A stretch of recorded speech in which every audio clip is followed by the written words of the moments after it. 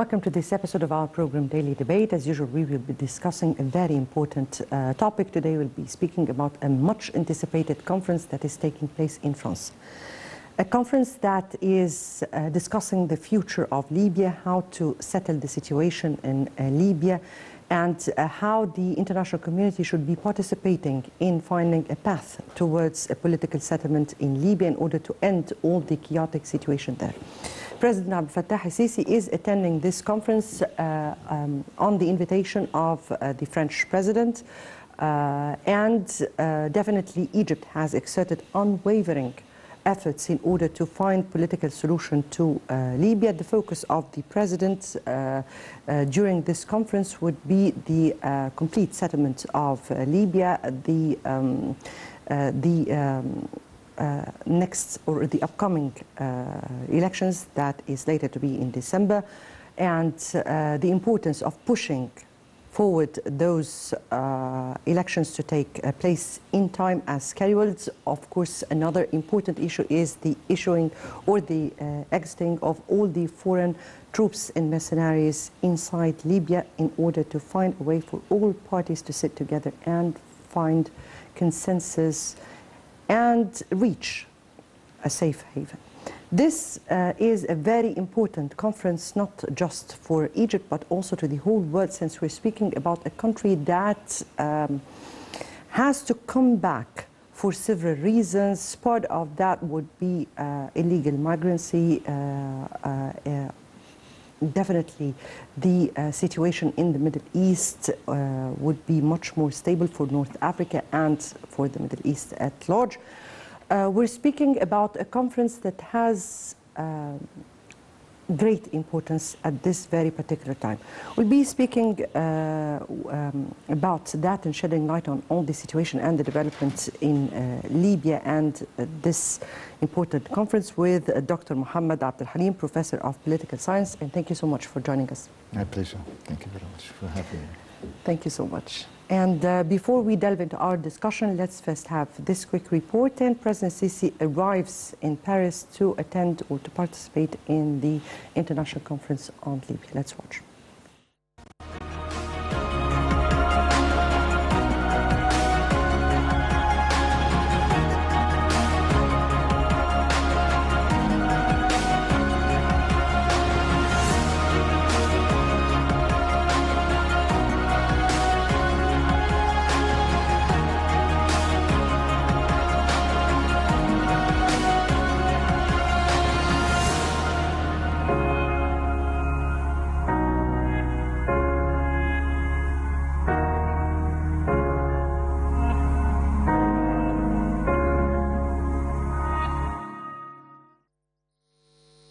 The Egyptian-French relations are based on deep historical relations of friendship and trust, which have developed strongly over the past 4 years in all fields.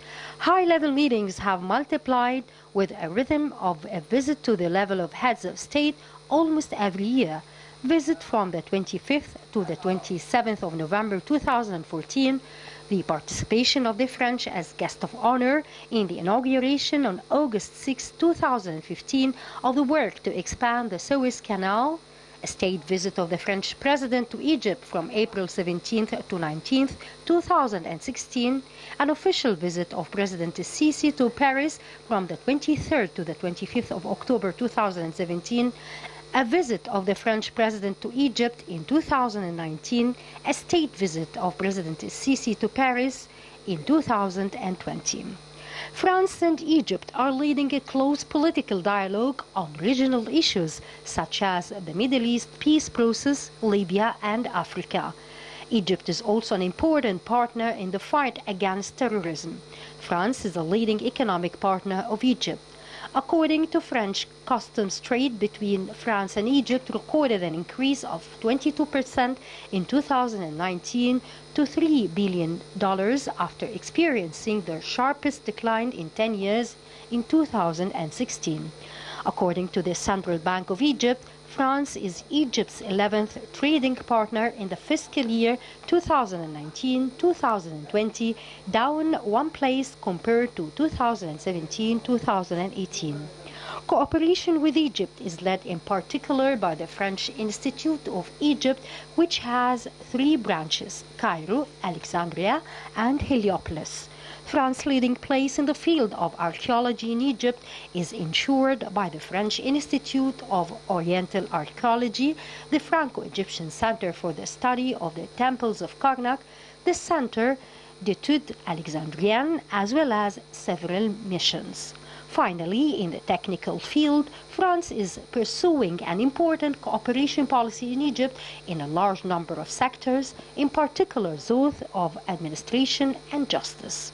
France thus participates each year in a cooperation mechanism which allows senior Egyptian officials and magistrates to be trained at the National School of Administration and the National School of Magistrates.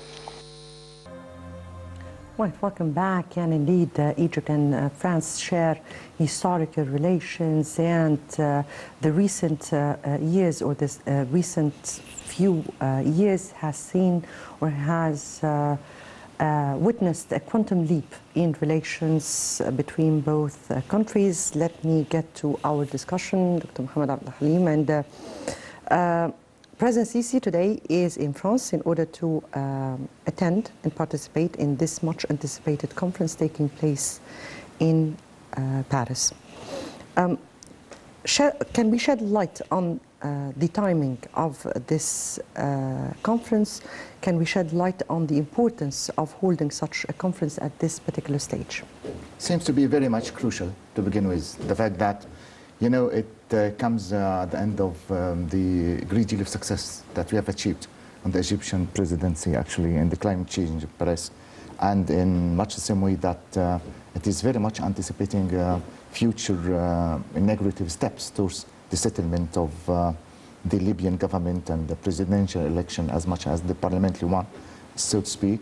And in the meantime, I think that during the course of the 24th of December, there will be a great deal of preparation, actually, and a great deal of effort that should be exerted on our own part as a presidential authority, actually, to try to bring all the disparate parts together and expelling, actually, the mercenaries and the militias and all these tussling groups, and even to try to settle the division and the sort of the discord that does take place into the tribes themselves, a sort of an integrative, successful step that had been, prepared for during the course of the last year. If you may remember that His Own Excellency Mr. Abdel did invite all the tribal entities and the major presidents of the Libyan tribes, actually, to Egypt to settle together and to sit and discuss and to talk about their own mutual interests. Yes, indeed. Here, you went directly to the heart of the matter. To the heart of the matter and to the Egyptian efforts that preceded much of that conference, and that helped a lot the Libyan situation. But here I'm speaking about a certain stage in the history of Libya, which is very much critical due to the scene inside Libya. Yeah. If we can illustrate on the scene inside Libya, why this timing is very crucial for Libya to be settled, why the political situation there is in dire need for a solution that would really bring back Libya into its position. Yes, because, of the crucial circumstances, actually, that would surround Libya, being situated within that very much strategic position, exposing and facing the Mediterranean Sea, a sort of thing that will initiate a great deal of greedy eyes, actually, to be concentrated on the coastal line as much as the oil, which is supposed to be the extreme sense of fortune that will invite all these tussling groups to get their own shares of it, actually, each of which in its own turn. For example, as you may remember, that France is playing a very much distinctive role, actually, in giving a helping hand.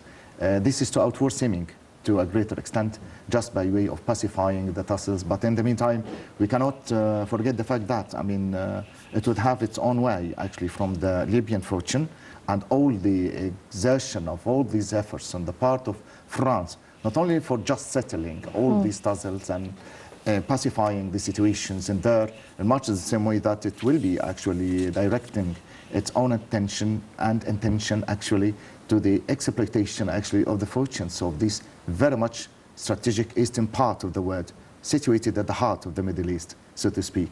We wouldn't forget, you know, I mean, the Libyan revolution about 10 years ago when Colonel Muammar al-Gaddafi was followed, anticipated, was tracked, and then assassinated to a greater extent by French helicopters. And this will give us actually another indication of how they would pacify the way for the, those revolutionary figures actually to get access to the hiding place of Colonel Muammar al-Gaddafi just by way of, you know, putting an end for his own life, paving the way for what you called the Arab Spring, and even exploiting the fortunes of Libya. So, I mean, France is playing a very pivotal role, actually, in trying to pacify as much as prepare the road to its own desired ends, actually, the very materialistic needs to get in and to try to get access to just by way of, you know, I mean, stretching a hand of power over not only the Libyan oil, but actually the gas within the Mediterranean area, particularly when all the international powers are very much struggling among each other with the view of getting a piece and a snatch of each of its own individual of the piece of cake, actually, of Libya. So, I mean, it seems to be quite very much strategic. The timing is very much crucial to a greater extent, particularly, you know, when after the departure of the previous Faiz al-Sarraj, actually the government of the National Accord, and the sort of the new elections of coming of Mohamed al-Manifi and, you know, a new cabinet, and in the meantime, you know, I mean, new parliamentary figures. To a greater extent, that will be, to a greater extent, I mean, rechanging and reshaping, re-editing the whole Libyan scene in a way that will give another chance for the interference on the part of some other powers to get in, actually. I would only comment on one issue, Yeah. which is the issue of the Arab Spring, because seriously, sir, there was no Arab Spring. We have seen storms, we have seen winds. The so-called one, I would say. The so-called, yeah. Unbelievable. Yeah, absolutely. There was no spring at all. Absolutely, yeah. You said, So you said the word and you meant it, yeah. That's true.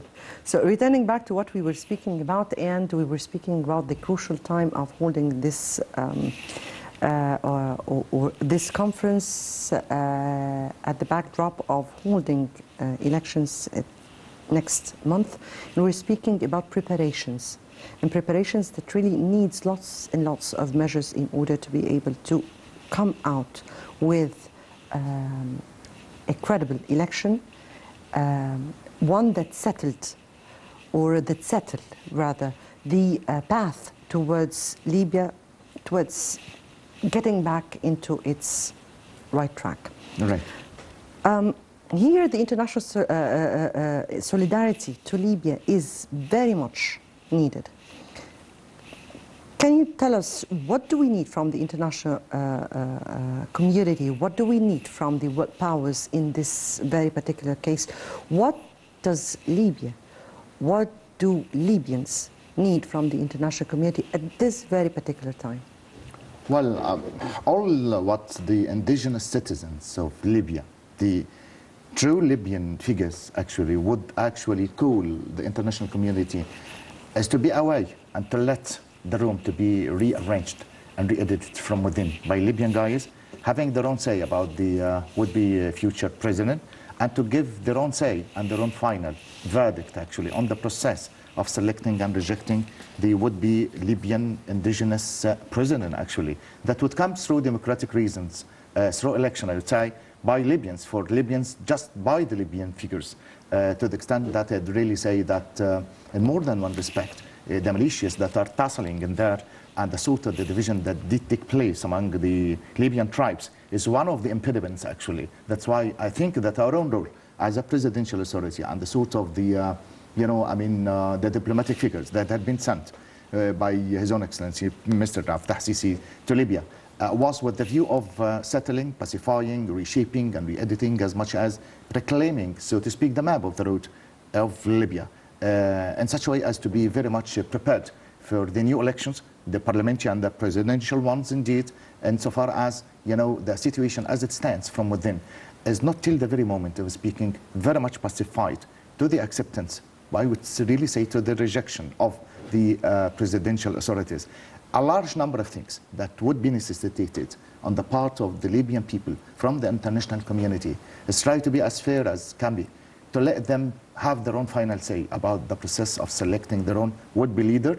In much the same way that one of the major themes that President Abdel His Excellency is very much concentrating on almost all his own previous visits to Libya, to France. Actually, is just letting the whole situation for the Libyans to decide which is which and what is what, and who is who, actually, to prepare their own future the way they would like it to be, in much the same way that he would call every now and again for the real and the very much fair distribution of the Libyan oil and the fortunes among the Libyans.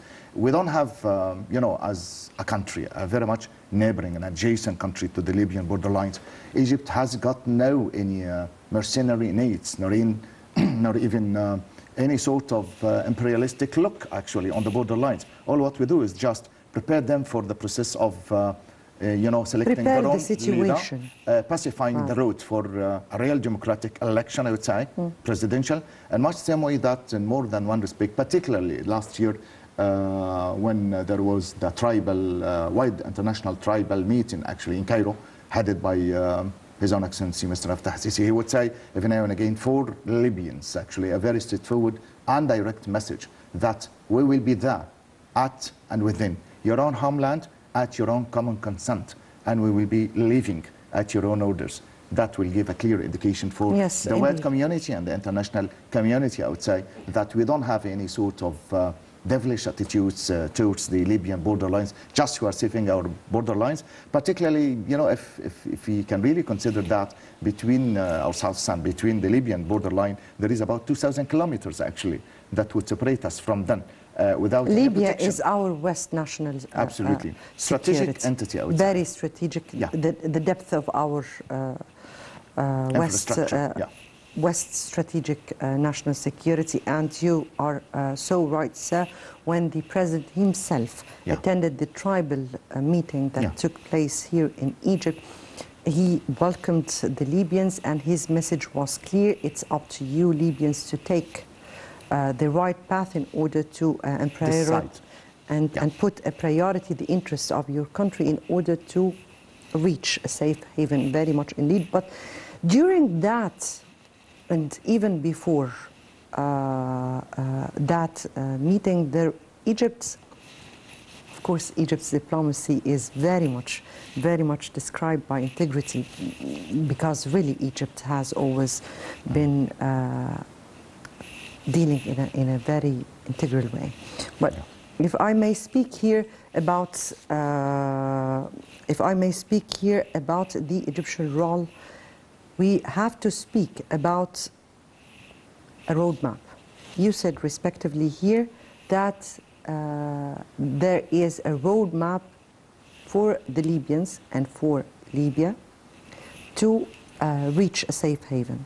That what was put by Egypt, starting the Al-Sukhairat and up till the latest meeting that took place here, and all the steps that were taken. Very true. If I may ask you about this roadmap, and how would Egypt vision a roadmap, a clear roadmap this time for a Libya safe haven?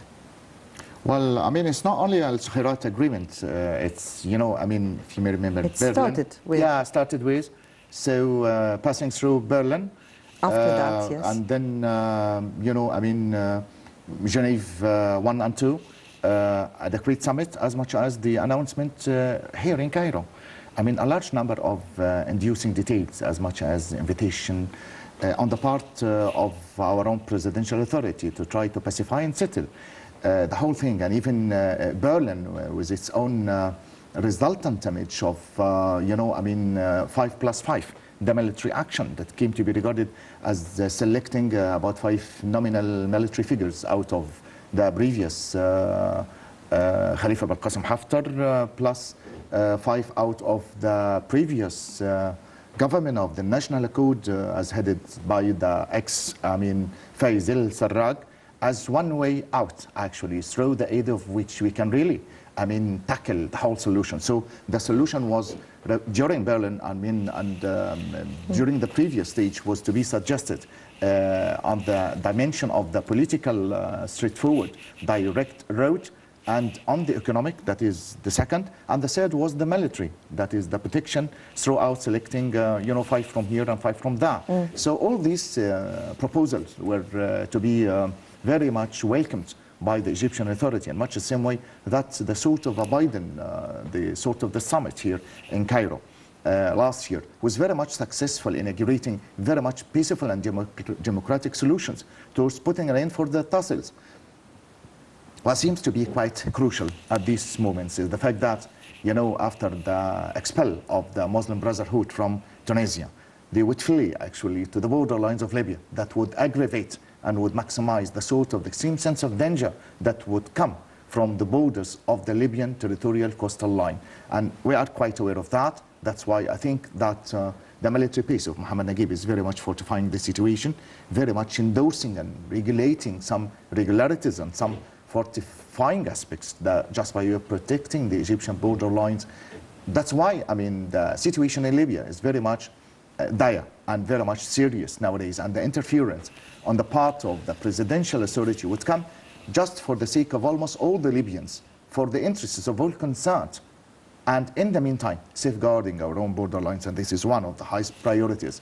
Nothing will be, intended on the part of our own presidency, actually, to intercede or to interfere directly, just preparing them, helping even Khalifa al-Qasim Haftar in the would-be elections, actually, being the only legal military officer that could be dealt with on a large scale, representing the Libyan National Army, so to speak. That's why, I think the visit is very much crucial and would give a large number of messages, actually, for the world community at large, representing one main fundamental also issue, which is, letting the Libyans select and reject the sort of the final solution that would draw the map of the road for themselves during the course of the next few weeks, I would say. That's the 24th of December, so to speak.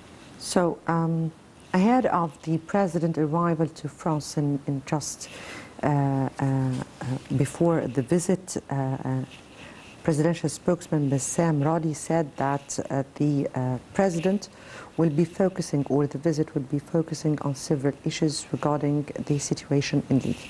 What would be the international solidarity to Libya at this very particular timing? The other would be the importance of the exit of all foreign forces, mercenaries, and foreign fighters from Libya in order to settle and pave the situation for a real settlement. Also, the ongoing efforts at the economic, political, and security levels. And we're speaking here about each part or each file, the economic, the political, and the security. All these files are very crucial inside Libya because we're speaking about a state that really needs all help, all possible help at all levels. Yeah. When we speak about a previous meeting with the foreign minister, our foreign minister, with the French, and there he has put Egypt's vision towards a real roadmap, putting to ensure that the elections go as scheduled. First, let me take your take here on the important points that the president will focus on during this summit in France. Well, rightly so. The economic side, we have got a large number of economic negotiations and strategies of partnership, actually, from economic point of view. The fact that France is giving a helping hand for Egypt, not only nowadays. Actually, this is perhaps supposed to be the third visit for His Own Excellency President Mr. Abdel to France. So 3 visits in just 1 year. That is a clear indication to the fact that, the importance of Egypt within the Mediterranean arena. And in the meantime, about the sort of the exchanging of needs as much as the merchandised items actually among both parties, actually Egypt and France on the other. The fact that France has got a large number of schools as much as the French university, a large number of factors, and in the meantime exchanging and helping and giving a helping hand in the new Suez Canal zone in much the same way that it's paving the way for the free trade in the meantime that will facilitate actually the process of exchanging goods from and through, from Egypt to France and from France to Egypt. Particularly, you can really find that even France is helping the Egyptian authorities to a greater extent by, providing their own deeply rooted experiences of the trains and electric trains as much as the new administrative capital. A large number of establishments and buildings had been built by the French expertise. So, from economic point of view, this is not something new. We have got very good, as much as deeply rooted and firm ties with France since a couple of centuries, so to speak. The sort of the mutual identification, the francophone sort of cultural details, and being Egypt, I would really say, had been colonized to a greater extent at one time by the French imperialistic point of view. So, we are not very much foreign to each other. We've got something of the French touches. Definitely, that has nothing to do with our historical. This part is not the part that this is cultural. I would really say this is a cultural touch, actually. That would go into the heart of Egypt. Relating something of the French etiquette, I would say, in much the same way that it would add something actually to the fabric of the Egyptian society. Right. Actually, we were speaking about the economic, political insecurity levels in Libya rather than between Egypt and France, but we'll get back to that. Before we move on with our discussion, let's first have this quick report and we'll come back for more discussion. President Abdel el-Sisi arrived in the French capital Paris on Thursday to participate in the Paris International Conference on Libya. Presidential spokesman Ambassador Bassam Radi said President el-Sisi's participation in this crucial conference comes upon an invitation of French President Emmanuel Macron and in light of the strong relations binding the two nations. Radi said Macron highlights Egypt's pivotal role in supporting the political track in Libya at the bilateral, regional and international levels. The spokesman added that President el-Sisi intends to focus on the solidarity of the international community to support Libya during the historical turning point it is currently going through, as the country is scheduled to hold elections next month. The conference will tackle the exit of all foreign forces, mercenaries and all foreign fighters from Libya, as well as ongoing Egyptian efforts to consolidate Libya at the political, security and economic levels. Meanwhile, Egypt's ambassador to France, Ala Youssef, said there is a full coordination and consultations between Presidents el-Sisi and Macron on all regional and international issues, including the latest developments in the Middle East region, notably Libya. Ambassador Youssef said the two leaders are adopting common stances towards Libya and underscored the necessity of providing all forms of support to hold elections as scheduled on the 24th of December, in addition to the withdrawal of all foreign troops and mercenaries. The ambassador stressed the significance of the conference in boosting international efforts to restore security and stability in Libya, pushing for the scheduled elections. On the sidelines of the conference, President el-Sisi will hold a series of meetings with senior French officials to discuss means of enhancing bilateral cooperation in the economic, commercial, investment and military fields. The head of state will also meet a number of heads of state to discuss promoting bilateral ties and consulting on various regional and international issues of mutual concern.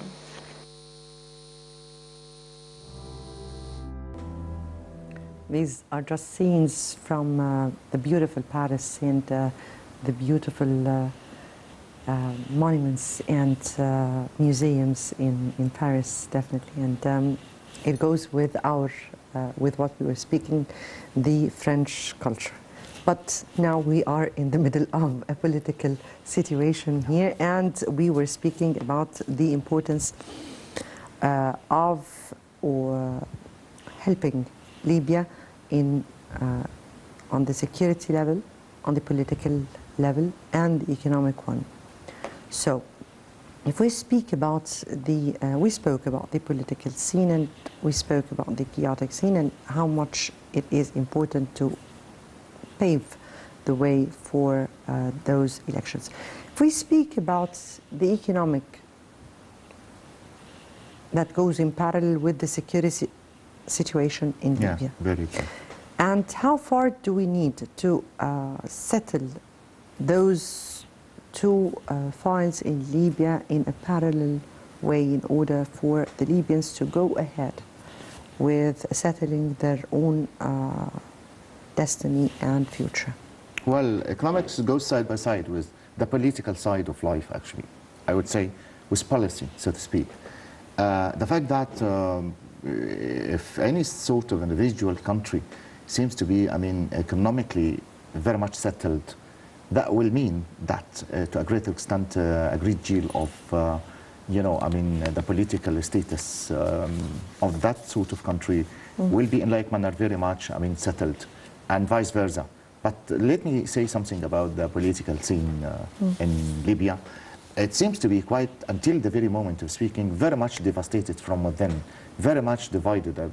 We have got two confronted and two opposing and tussling forces, actually, each of which would try to claim its own simple right of getting the sovereignty, of getting its own portion, actually, I say, of Tripoli, of Libyan fortunes, of the oil as much as of the gas within the Mediterranean area. That is, Al-Bishr on the one hand, who is belonging actually to Qatar as much as Turkey, very much headed by the Muslim Brotherhood. And the other campaign is very much endorsed by our own interference, that is the Egyptian political authority, side by side with the French side, in addition to the third partner, that is United Arab Emirates, who are very much helping every now and again, paying, extreme and very much, millions and millions, just by way of trying to pave the way and pacify the whole thing. And what would make the situation from economic point of view, as much as from the political side, very much turbulent at the moment is the fact that until the very moment, still Tripoli is being, not very much settled to a greater extent, despite the vast popularity of Khalifa Qasim Haftar and his own supremacy of the military scene in Libya and his own would-be existence and actually, election. Haftar Field Marshal Haftar has really led a situation, a very critical situation at a very critical time when he was trying to gather and strengthen a national army in face of mercenaries and in face of some of the yes, that is very, very true. Of the terrorist groups and militants, foreign militants that, and the rebels. Who that had, is because who of had the existed on the Libyan side. Yeah. And there is another phase or another role he will be playing. We will see how things go on. But when we speak about paving the way, we're speaking here about steps that is much needed from the Arab neighbors, from the Arab world and this very particular area, and steps that are needed from the international community at large. So how do you view the role that should be played by the the Arab states, the Arab countries, particularly the neighboring one. We're speaking here about Egypt, we're speaking about Tunisia, we're speaking about Algeria, we're speaking about all those surrounding countries and neighboring countries from one side. Plus, definitely, the Gulf state, which has put enormous help to stabilize the situation in the Libyan territory. How do you view the role that should be played by the Arab world? Well, I mean, I wouldn't say that. And still, the much needed role of the world powers, particularly the powerful ones, who had their own say in this matter. Mm-hmm. And we are aware that there is a kind of proxy war that is taking place on the Libyan territories.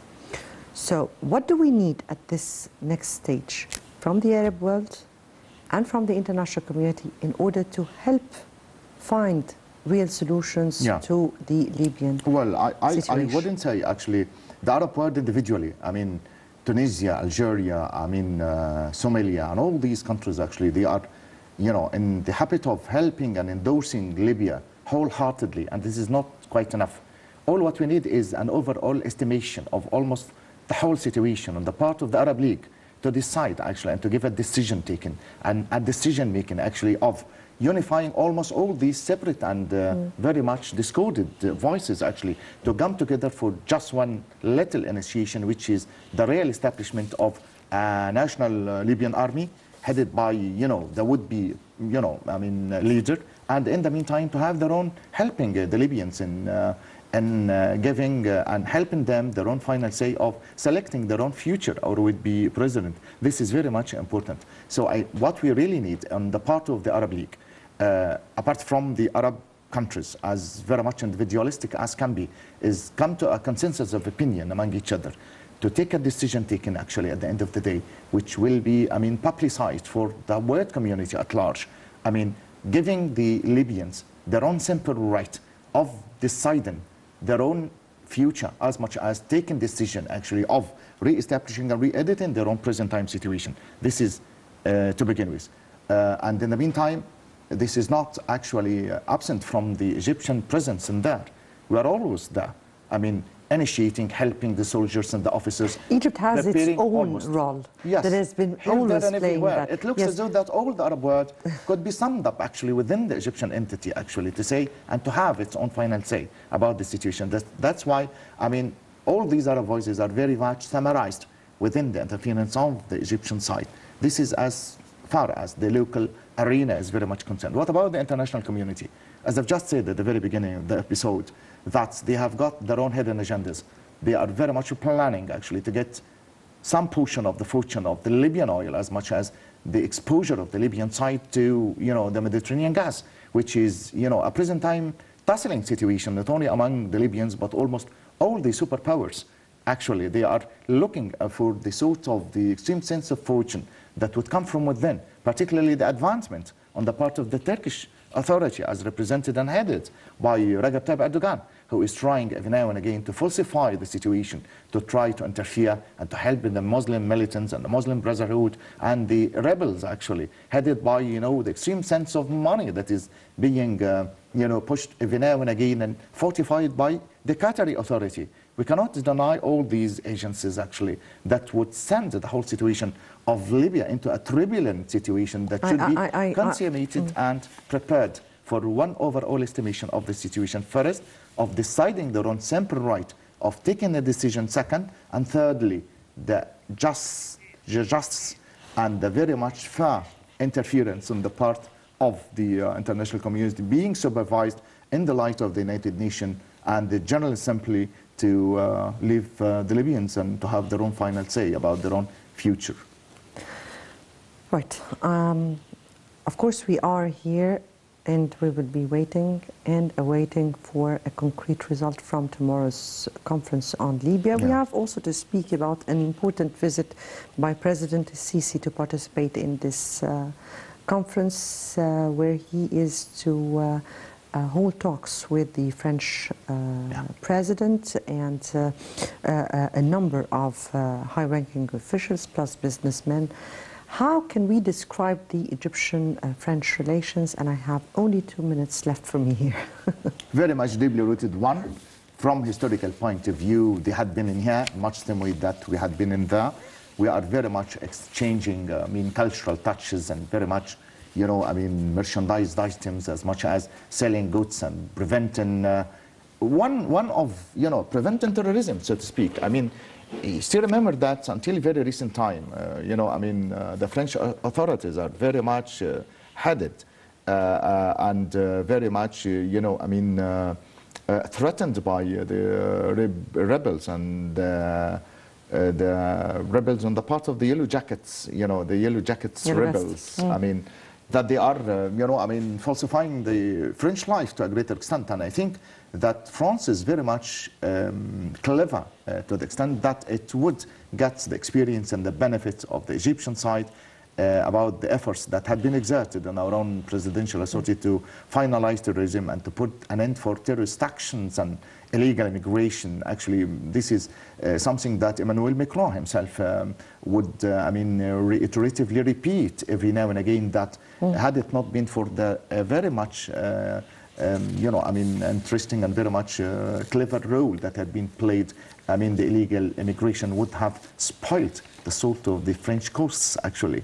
A clear testimony and endorsement for the fact that, Egypt within the Middle East as a power is very much pivotal and without any precedent, I would say. Yes, very much indeed. I have to say here that my time is out. This would be a great chance for President Sisi also to meet with other world leaders and discuss lots of issues, not to mention that Prime Minister Dr. Madbouli was there in France and has just signed lots and lots of civil cooperation deals that worth 1.7 billion euros then, and we're expecting more. I guess we'll have to wait and see what would come out of tomorrow's conference. Dr. Mohamed Abdel Halim, Professor of Political Science, we thank you so much for being with us tonight. Pleasure, indeed. Thank you so much. Dear viewers, many thanks for watching. Our next debate will be on Sunday, so until then, it's good night.